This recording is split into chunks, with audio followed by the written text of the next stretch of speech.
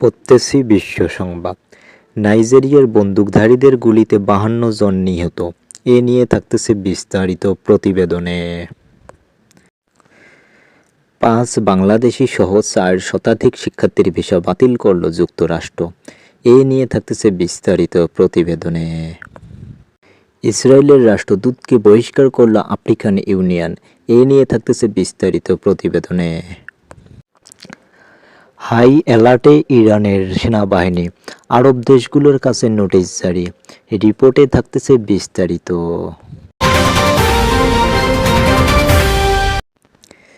এবারে বিস্তারিত। নাইজেরিয়ার বন্দুকধারীদের গুলিতে ৫২ জন নিহত। নাইজেরিয়ার প্লাটেও রাজ্যের কয়েকদিনের হামলায় বন্দুকধারীরা কমপক্ষে ৫২ জনকে হত্যা করেছে। দেশটির জাতীয় জরুরি সংস্থা জানিয়েছে, এ সময় প্রায় ২,০০০ জন বাস্তুচ্যুত হয়েছে। এই রাজ্যে কৃষক এবং গবাদি পশুপালকদের মধ্যে সহিংসতার ইতিহাস দীর্ঘদিনের। তবে সপ্তাহান্তে প্লাটেও রাজ্যের বোকজ জেলায় ৬টি গ্রামে হামলার কারণ তাৎক্ষণিকভাবে জানা যায়নি। ২০২৩ সালের ডিসেম্বরের পর অঞ্চলটিতে এটিই সবচেয়ে ভয়াবহ সহিংসতার প্রাদুর্ভাব। সেই সময় একই জেলায় ১০০ জনেরও বেশি মানুষ নিহত হয়েছিল। জাতীয় জরুরি ব্যবস্থাপনা সংস্থা জানিয়েছে, সপ্তাহান্তে সহিংসতার মাত্রা আরও স্পষ্ট হয়ে উঠেছে। এখন পর্যন্ত ৫২ জনের মৃত্যু নিশ্চিত করা হয়েছে এবং আরও ৫২ জন হাসপাতালে নেওয়া হয়েছে। রোববার রাতে এক বিবৃতিতে জানানো হয়, বন্দুকধারীরা নৃশংস হামলা চালিয়েছে। একাধিক সম্পত্তিতে ব্যাপক ধ্বংসযজ্ঞ ঘটেছে। ১৮২০ জনেরও বেশি ব্যক্তি বাস্তুচ্যুত হয়েছে। ৩টি বাস্তুচ্যুত শিবির স্থাপন করা হয়েছে। নিরাপত্তা পরিস্থিতি এখনও উত্তেজনাকর রয়েছে। প্রেসিডেন্ট বোলা টিনুবু নিরাপত্তা সংস্থাকে আক্রমণকারীদের খুঁজে বের করার নির্দেশ দিয়েছেন। তিনি বলেছেন, বন্দুকধারীরা বিশৃঙ্খলা সৃষ্টিকারীদের কঠোর শাস্তি দেওয়া হবে। প্লাটোয়া অঞ্চলটিতে কয়েকটি জাতিগত ও ধর্মীয়ভাবে বৈচিত্র্যপূর্ণ মানুষদের বসবাস, যেখানে সাম্প্রতিক বছরগুলোতে আন্তঃসাম্প্রদায়িক সংঘাত শত শত মানুষের প্রাণ কেড়ে নিয়েছে। এই সহিংসতাকে প্রায়শই মুসলিম পশুপালক এবং খ্রিস্টান কৃষকদের মধ্যে জাতিগত ধর্মীয় সংঘাত হিসেবে চিত্রিত করা হয়।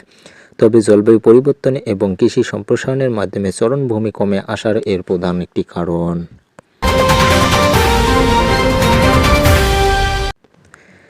৫ বাংলাদেশি সহ ৪ শতাধিক শিক্ষার্থীর ভিসা বাতিল করল যুক্তরাষ্ট্র। ইসরায়েলের বিরুদ্ধে বিক্ষোভে অংশ নেওয়ার অপরাধে ৫ বাংলাদেশি সহ ৪ শতাধিক শিক্ষার্থীর স্টুডেন্ট ভিসা বাতিল করেছে যুক্তরাষ্ট্র। শিক্ষার্থীরা ফিলিস্তিনের জনগণের প্রতি সংহতি প্রকাশ করেছিল। এসব শিক্ষার্থী গত ২ বছর ফিলিস্তিনে ইসরায়েলদের বর্বর হামলা ও হত্যাযজ্ঞ বিরোধী আন্দোলনে অংশ নিয়েছিল। গত শুক্রবার যুক্তরাষ্ট্রের secretary of state Mark Rubio এ তথ্য প্রকাশ করেছে।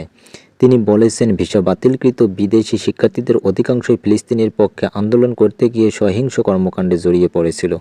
প্রশাসন বিশ্ববিদ্যালয় ও কলেজগুলোর সঙ্গে সমন্বয় করে তাদের চিহ্নিত করে এ সিদ্ধান্ত নেওয়া হয়েছে। এদিকে ট্রাম্প প্রশাসন বিদেশি ছাত্রছাত্রীদের বিরুদ্ধে ব্যবস্থা নিয়েই ক্ষান্ত হয়নি।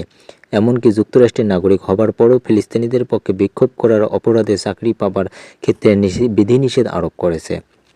গত ৭ দিনে ৪ শতাধিক বিদেশি শিক্ষার্থী ভিসা বাতিল হওয়ার মধ্যে রয়েছে বাংলাদেশি ৫ জন শিক্ষার্থী। তাদের ২ জনের বাড়ি সিলেট জেলায়, ২ জন ঢাকায় ও ১ জন বগুড়া জেলায়। এ তথ্য ছড়িয়ে পড়ার পর যুক্তরাষ্ট্রের অধ্যয়নরত বাংলাদেশি শিক্ষার্থীদের মধ্যে ভীতি তৈরি হয়েছে। উল্লেখ্য, গত বছর ফিলিস্তিনে ইসরায়েলের গণহত্যা প্রতিবাদে বিভিন্ন বিশ্ববিদ্যালয়ে আয়োজিত মিছিলে শত শত বাংলাদেশি শিক্ষার্থী অংশ নিয়েছিল। যুক্তরাষ্ট্রে প্রায় ৩০,০০০ বাংলাদেশি ছাত্রছাত্রী স্টুডেন্ট ভিসা নিয়ে লেখাপড়া করেছেন। বাংলাদেশে আমেরিকান অ্যাটর্নি মঈন চৌধুরীর দৃষ্টি আকর্ষণ করলে তিনি প্রতিবেদককে বলেন, আমি নির্দিষ্টভাবে একজন ছাত্রের কথা শুনেছি, তার স্টুডেন্ট ভিসা বাতিল হয়েছে, তাকে আইনগত সহায়তাও দিচ্ছি। ভিসা বাতিলের বিরুদ্ধে ছাত্রটি আদালতে শরণাপন্ন হয়েছে। প্রাইভেসির কথা বিবেচনা করে তার নাম ও পরিচিতি দিতে পারবো না। তবে সময়টি ভালো যাচ্ছে না। বাংলাদেশি ছাত্রছাত্রী যারা এখানে লেখাপড়া করছেন তাদের সতর্কতার সঙ্গে চলাফেরা করতে হবে। কোনো ধরনের আইন ভঙ্গ করা যাবে না, ক্রাইমে লিপ্ত হওয়া যাবে না। স্টুডেন্ট ভিসার মেয়াদ যেন শেষ না হয়ে যায় সেদিকে খেয়াল রাখতে হবে। সময় মতো নবায়ন করতে হবে। গেল সপ্তাহে ট্রাম্প প্রশাসন বিশ্বখ্যাত হার্ভার্ড বিশ্ববিদ্যালয়ের ৩ জন ছাত্র ও ২ জন সদ্য গ্রাজুয়েট ভিসা বাতিল করেছে। তাদের গ্রেপ্তার করে ডিপ্রেশনের প্রস্তুতিও নিচ্ছে। হার্ভার্ড বিশ্ববিদ্যালয় কর্তৃপক্ষ জানিয়েছে, আমাদের সঙ্গে যোগাযোগ না করে শিক্ষার্থীদের ভিসা বাতিল ও গ্রেপ্তার করা হয়েছে। আমরা এর প্রতিবাদ জানাচ্ছি। কেন্ট স্টেট ইউনিভার্সিটির 4 জনের ভিসা গত শনিবার বাতিল করেছে ট্রাম্প প্রশাসন। বিশ্ববিদ্যালয় কর্তৃপক্ষ বলেছে, এ ধরনের সিদ্ধান্ত নেবার আগে সরকার বিষয়টি আমাদের নজরেই আনেননি। একইভাবে ইউনিভার্সিটি অফ অ্যাক্রন এর 2 জন ছাত্রের ভিসা বাতিল করা হয়েছে। গেল সপ্তাহে ডিপার্টমেন্টে হোমল্যান্ড সিকিউরিটি মিনিস্টার স্টেট ইউনিভার্সিটির 5 জন শিক্ষার্থীর ভিসা বাতিল করেছে। তাদের আগামী 30 দিনের মধ্যে সেলফ রিপোর্ট হবার জন্য নির্দেশ দেওয়া হয়েছে। বার্কলি বিশ্ববিদ্যালয় সহ ক্যালিফোর্নিয়ার বিভিন্ন বিশ্ববিদ্যালয়ে 48 জন শিক্ষার্থী ভিসা বাতিল করেছে। অনেককে গ্রেপ্তার করে ডিটেনশন সেন্টারে রাখা হয়েছে। যুক্তরাষ্ট্রের ইমিগ্রেশন অ্যাডভোকেসি গ্রুপগুলো গণহারে বিদেশি ছাত্রদের ভিসা বাতিল করে তাদের ভবিষ্যৎ জীবন অন্ধকারে ঠেলে দেওয়ার উদ্বেগ প্রকাশ করেছে। তারা বলেছেন, ফিলিস্তিনের পক্ষে মিছিল করার অপরাধে এই ধরনের পদক্ষেপ যুক্তরাষ্ট্রের সংবিধানের পরিপন্থী নয়।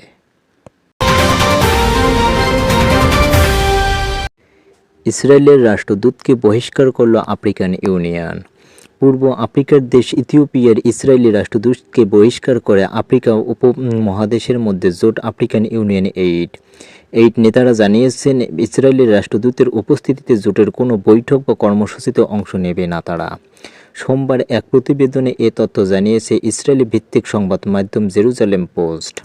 ইসরায়েলের পররাষ্ট্র মন্ত্রণালয়ের মুখপাত্র ওরেন মারমোস্টেইন এ ঘটনায় তীব্র ক্ষোভ জানিয়ে জেরুজালেম পোস্টকে বলেন, রুয়ান্ডা টুটিসি সম্প্রদায় গণহত্যা শিকারদের স্মরণে গতকাল রোববার আদিস আবাবায় আফ্রিকান ইউনিয়নের সদর দপ্তরে পূর্ব নির্ধারিত কর্মসূচি ছিল। সেই কর্মসূচিতে ইসরায়েলের রাষ্ট্রদূতকে নিমন্ত্রণ করা হয়েছিল এবং তিনি উপস্থিত হয়েছিলেন, কিন্তু কর্মসূচি স্থলে তাকে দেখেই আফ্রিকান ইউনিয়ন কমিশনের চেয়ারম্যান ইসরায়েলকে লক্ষ্য করে বিদ্বেষাগার করতে থাকেন এবং এক পর্যায়ে তাকে অনুষ্ঠান থেকে চলে যেতে বলেন। তিনি বলেন, ইউ কমিশনের চেয়ারম্যান যা করেছেন তা পুরোপুরি অগ্রহণযোগ্য। রুয়ান্ডার জনগণ এবং ইহুদি ধর্মাবলম্বীরা উভয়ই যে শতকের পর শতক ধরে ভয়াবহ জাতিগত সহিংসতার ইতিহাস বহন করেছে, এই মৌলিক সত্য আফ্রিকান ইউনিয়নের নেতারা জানেন না। এই ইস্যুতে ইসরায়েলের পররাষ্ট্র মন্ত্রণালয় কূটনৈতিক পদক্ষেপ নেবে বলেও জানিয়েছেন ওরেন মারমোস্টেইন। 2023 সালের অক্টোবর থেকে গাজায় অভিযান শুরু করে আইডিএফ। এই বছর 7 অক্টোবর ইসরায়েলের ভূখণ্ডে ঢুকে অতর্কিত হামলা চালায় গাজা উপত্যকা নিয়ন্ত্রণকারী সংস্থা রাজনৈতিক গোষ্ঠী হামাসের যোদ্ধারা। এলোপাতাড়ি গুলি চালিয়ে 1200 জনকে হত্যার পাশাপাশি 251 জনকে জিম্মি হিসেবে ধরে নিয়ে যায় তারা।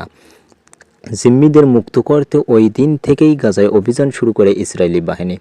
15 মাসেরও বেশি সময় ধরে টানা অভিযান চালানোর পর যুক্তরাষ্ট্র ও মধ্যস্থতাকারী অন্যান্য দেশগুলোর চাপে বাধ্য হয়ে গত 19 জানুয়ারি গাজায় যুদ্ধবিরতি ঘোষণা করে ইসরায়েল। কিন্তু বিরতি 2 মাস শেষ হওয়ার আগেই গত 18 মার্চ থেকে ফের গাজায় সামরিক অভিযান শুরু করে আইডিএফ। দ্বিতীয় দফায় এই অভিযানে গত 20 দিনে গাজায় নিহত হয়েছেন 1000-এরও বেশি ফিলিস্তিনি। ইসরায়েলি বাহিনী অভিযান শুরু করার পর থেকে এ পর্যন্ত গাজায় নিহত হয়েছেন 50,700 শতাধিক ফিলিস্তিনি। এই নিহতদের 56%ই নারী ও শিশু। এদিকে যে 251 জন জিম্মিকে হামাসের যোদ্ধারা ধরে নিয়ে গিয়েছিল, তাদের মধ্যে এখনও অন্তত 35 জন জীবিত রয়েছে বলে ধারণা করা হচ্ছে। আইডিএফ ঘোষণা দিয়েছে যে সামরিক অভিযানের মাধ্যমে তাদের উদ্ধার করা হবে। জাতিসংঘ ও আন্তর্জাতিক সম্প্রদায়ের পক্ষ থেকে এ পর্যন্ত বেশ কয়েকবার গাজায় সামরিক অভিযান বন্ধের জন্য ইসরায়েলের প্রধানমন্ত্রী বেঞ্জামিন নেতানিয়াহুকে আহ্বান জানানো হয়েছে। ইতিমধ্যে জাতিসংঘের আদালত নামে পরিচিত ইন্টারন্যাশনাল কোর্ট অব জাস্টিসে ইসরায়েলের প্রধানমন্ত্রী নেতানিয়াহু ও তার অনুগত কর্মকর্তাদের বিরুদ্ধে গণহত্যা মামলাও দায়ের করা হয়েছে।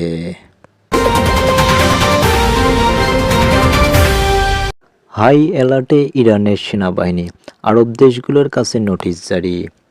তেহরানের বিরুদ্ধে মার্কিন প্রেসিডেন্ট ডোনাল্ড ট্রাম্পের হুমকির পরিপ্রেক্ষিতে ইরানের সর্বোচ্চ নেতা আয়াতুল্লাহ আলী খামেনির নির্দেশে দেশটির সশস্ত্র বাহিনীকে উচ্চ সতর্কতায় রাখা হয়েছে।